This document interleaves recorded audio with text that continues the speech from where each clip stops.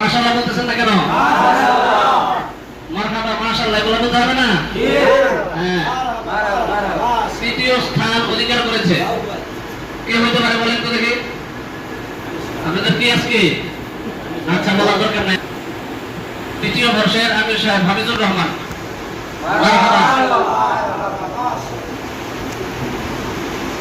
এবং দ্বিতীয় স্থান অধিকার করেছে তৃতীয় বর্ষের সাইফুল ইসলাম।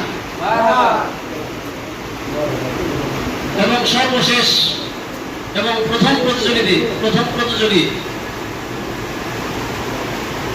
সবাই অধীর আগ্রহে তাকায় রয়েছে আমার দিকে, কার নাম না ঘোষণা করি।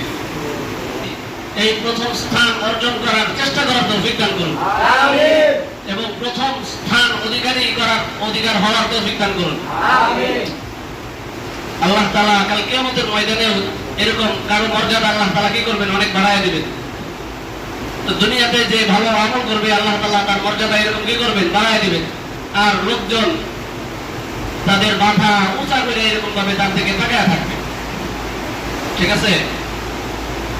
তো প্রথম স্থান যিনি অধিকার করেছেন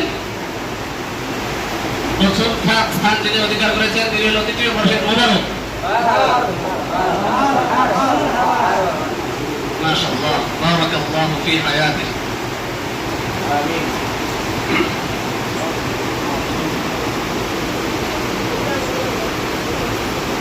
তো রাত্র অনেক হয়ে গেছে, লম্বা কোনো কথা এবং আলোচনা কোনোটাই করবো না।